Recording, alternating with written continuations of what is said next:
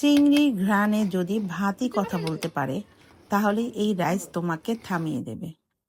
আজ আমি রান্না করেছি খুব সহজ কিন্তু ভীষণ সুগন্ধি একটা খাবার, চিংড়ি মাছ, গাজর আর মটরশুঁটি দিয়ে ভেজিটেবল রাইস। ঘরে যা আছে সেটাই বানানো, কিন্তু স্বাদে একেবারে রেস্টুরেন্ট টাইপ।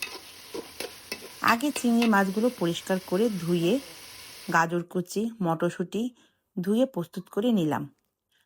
বাসমতি চাল বা পোলাওর চাল, যেটা আপনার ইচ্ছে নিতে পারেন। আমি পোলাওর চালকে ভালো করে ধুয়ে 20 মিনিট ভিজিয়ে নিলাম।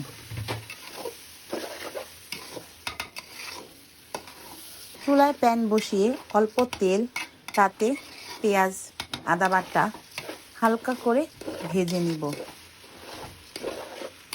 তাতে চিংড়ি মাছ দিয়ে ভালোভাবে ভেজে নিব। এরপরে গাজর কুচি দিয়ে হালকা নেড়ে নিব।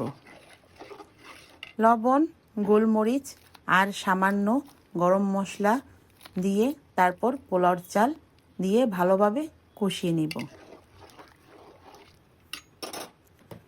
এরপর পরিমাণ মতো পানি দিয়ে তাতে কিছুটা কাঁচামরিচ, মটরশুঁটি, লিকুইড দুধ ও আলু বোখারা দিয়ে ঢেকে দিব। সেদ্ধ হয়ে এলে উপর থেকে সামান্য ঘি ছিটিয়ে দেব। ব্যাস, হয়ে গেল আমার চিংড়ি ভেজিটেবল রাইস। ঘরে বানানো চিংড়ি ভেজিটেবল রাইস রেডি। এক প্লেটেই শান্তি।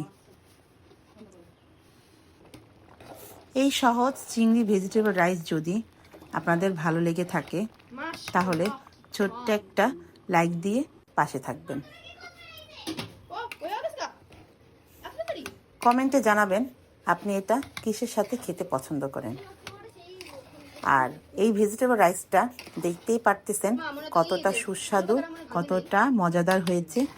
আর এটা বাসায় তৈরি করতে তেমন কিছুই লাগবে না। আপনারা যদি ট্রাই করেন তাহলে নিজেই বুঝতে পারবেন। ঘিটা সবশেষে দিবেন যেন এই ঘ্রাণটা সুন্দরভাবে প্রপারলি আসে। আপনি চাইলে ফার্স্টেও দিতে পারেন, তবে আমি সাজেস্ট করব রান্নার শেষে ঘিটা ছিটিয়ে দেওয়ার জন্য। রান্নার শেষে ঘিটা ছিটিয়ে দিলে ঘ্রাণটা খুব ভালো আসে। আর আমার রান্নাটা যদি ভালো লেগে থাকে আপনার প্রিয় মানুষদের সাথে রান্নাটা শেয়ার করতে ভুলবেন না। আল্লাহ হাফেজ।